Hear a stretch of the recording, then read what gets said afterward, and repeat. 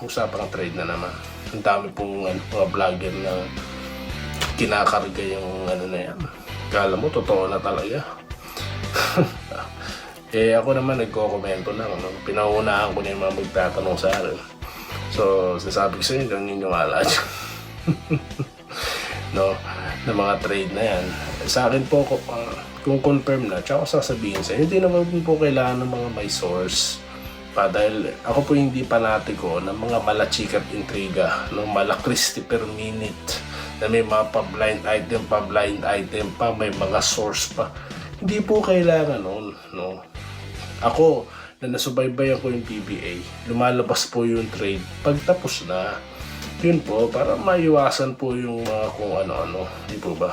At then again, di po ako naniniwala sa mga chismoso, no? Okay. Dahil ang trade na po yun, ulit-ulit na ako dito, yan po between management, hindi po management chismoso, ikalat mo. Anong klaseng balbalan yun?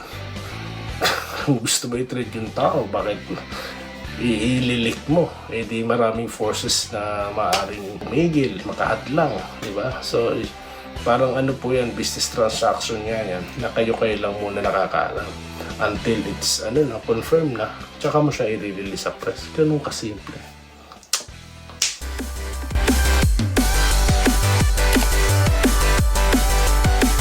Yo, what's up mga kabarangay? Welcome back dito po sa Doy TV Sports Ginebra Channel. Alright, so nandito po tayo guys. Special content ito Okay, at mga pa-shoutout para po pa-shoutout po kayo, no? Dahil marami na po kayong komentaryo.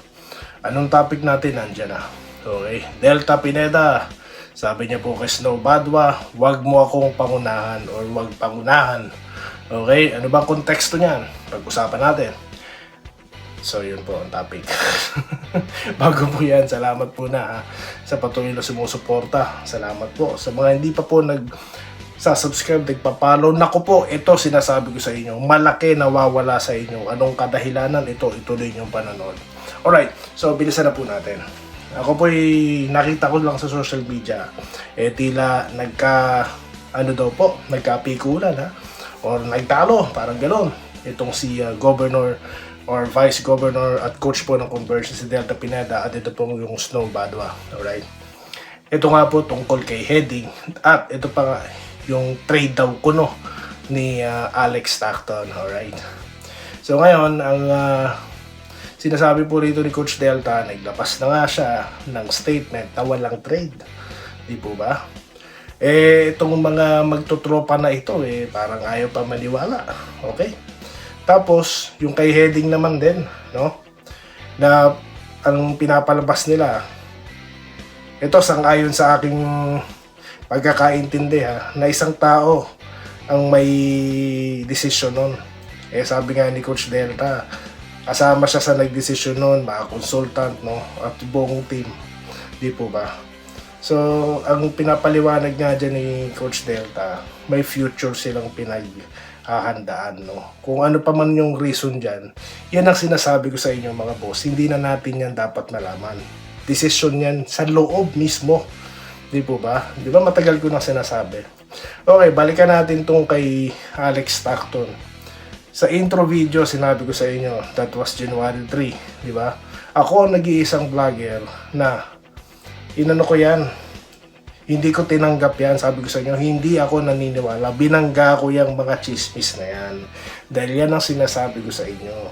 Echo ko yung sinabi ni Coach Delta Pag hindi galing sa kanila, okay, yan po'y haka-haka. O, di ba? So, yan ang tinuturo ko dito sa channel. Okay? Hindi ako naniniwala sa mga source ng kung sino-sinong source. Di po ba? Ngayon, ang nangyari pa, parang, hindi mo iti-trade. Tapos baka pag may lumabas na trade, sasabihin na naman, dinedeny nyo.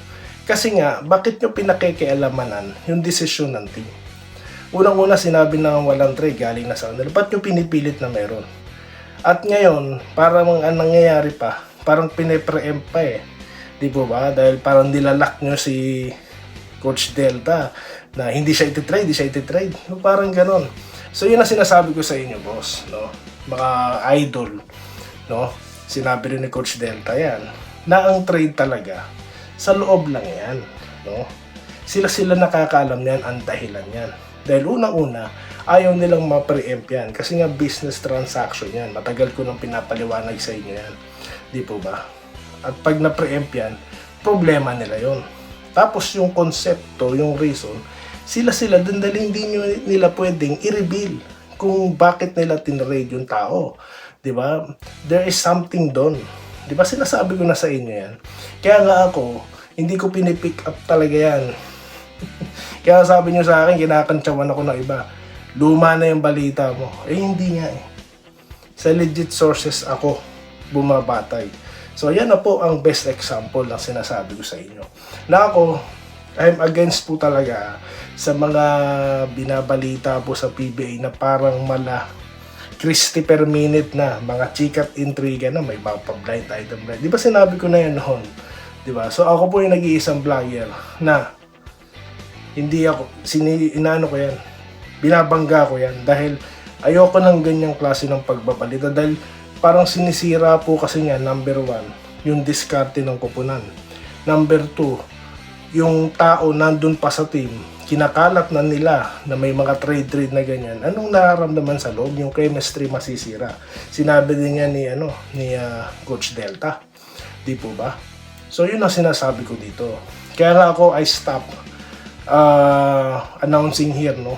Kapag nakita akong from the source, hindi ko na po sinasabi yan. Hindi ko na binabanggit dito dahil hindi na po ako naniniwala sa mga source na yan. Okay? So yan po ang aking sinasabi dito. So yan po kaya pipiliin nyo. Marami po kasing vlogger ang kumagat dyan na nung binalita na kala mo totoo na. Alright, shoutout na po tayo mga boss. Dito tayo kay Benamin Rivera. Dapat daw tanggalin si Adamosad ko. Hindi po, no? Kasi practice player yung Adamos. Tapos si Igo naman po, inaantay pa po ang pagbabalik niyan kasi nag-rehab po siya. Okay? Dito po tayo. Kay Danilo de la Cruz, 5-6 daw po. Bring home the bacon. Ako, magagalit na ito San Miguel fans. Benamin Rivera ulit. Dapat daw di pagsabay sa Barrientos sa Thompson. Nagsasapawan. Sir, mali naman kayo dyan. Iko-correct ko kayo. Mismong coach na po nagsabi kay Barrientos, no, na look for your shots. Di ba ba? Hindi lang basta pasa. Yan ang karakter niya, Barrientos. So wala pong pagsapawan doon. Para po silang kagiwa, Heller Bland. Maganda nga po yung kombinasyon nila sa loob eh. Di po ba? Para ang option, di lang isa, dalawa sila. So ngayon, ang attention kay Barrientos, kaya nakakagalaw na maluwag sa loob si Thompson. So ganun po yun. Hindi po yan sasapawan. Ito, si Botelyagen. Aba, alam nyo, sir, no, ito na yung huli. Nababanggitin ko kayo sa comment section, no. Kasi yan pang ipapalit nyo eh. Binabanggit ko kayo rito, sinashoutout ko kayo, tapos sasabihin nyo pa ako ng bobo, no. Na unang-una, wala naman pasihan. Bakit? Eh, prediction lang to eh. Pinredict ko nga na first 5 si Barrientos, nagkatotoo. Sinabi ko sa inyo na huwag kayo maniniwala sa mga chismis, mga haka-haka. Ayan na. Nagpatunay na dyan si Governor Delta. Sasabihin mo, bobo. No? Kaya simula ngayon, no, hindi ko na kayo sa shoutout. Okay? Bahala kayo. Ito pa si Aranasa Alfredo. Puro kakayabangan, talo Ginebra mo. Isa pa tong nagko-comment, sir. Talo, sino po ba nanalo ng Game 4? Eh, naku po. Ganyan po ba mga fans ng San Miguel? Alam niyo sa totoo lang, kapag ka nakakaglaban po na Ginebra ang talk and text, bihira ako, no, maka-tsempo ng ganitong klase ng mga commenter. Sa totoo lang, naalala ko rin dati sa San Miguel, kakalaban din na Ginebra, may nagbanta pa sa akin. No, ganyan ba mga fans ng San Miguel? Hindi ko nila lahat tinatanong ko lang, ganyan ba? Eduardo Valerio, bakit naman magiging delikado yung SMB? Di ba sila yung mga astig, malaki, mayabang, tapos mahilig pang manakit, mga makapal. Oy, grabe to Yun nga po, nakita ko yung si Ross, no? Kaya pala bad trip dun yung TNT, di ba? So alam ko na yung dahilan, no? So mukhang alam niya na kung sakaling makaligtas ang San Miguel sa Ginebra, no? Pero tingin ko iba ang script ngayon. No, tingin ko magdi-TNT ako no? Kasi kagagawan niya ng mga ganitong klase ng fans no? Sa totoo lang. Hindi, joke lang. Dito tayo kay Ashite Rekushi. SMB pa delikado. Nakakatuwa naman kung gano'n. Nanalo lang kayo. Ang dami nyo na nasasabi. Ang yayapang talaga. Hindi pa tapos ang laban. Huwag kayo magkumpiyansa. Mga nag-time pa lang kayo kalaban nyo. Depende yung champion. Hindi ko po alam paano ko comment ko sa inyo. Hindi ko alam kung anong kayabangan na sinasabi niya, sir. Ma'am, ano bang tawag ko sa inyo? Felix Angquilano. Oo, malakas ang loob na Ginebra sa Game 5 kasi alam nila, kakampi nila mga referee. Sir, alam nyo, malaki problema nyo. No? Kasi pag talo team nyo, dami yung dahilan. No? Mahirap po yan. Hindi nyo po matatanggap yung pagkatalo kasi ang mindset nyo kagad magpalusot na referee. Mali-mali po yan, no? Yung ang paghahampas ni Ross na nakita ko sa slow motion mismo, ewan ko sinong kaninong page yun. Hindi nga tinatawagan ng foul Diba? May mga ganun po kasi. Eto po, Richard Darrell, kapag TNT ang nakalaban ng Jeans, hindi na magagawa makapag-3 point shot ni Torres kasi sa SNB lang siya ginagana ng tumira ng 3 point. Kapag SNB ang kalaban, kahit hindi magaling, gumagaling sila basta SNB ang kalaban.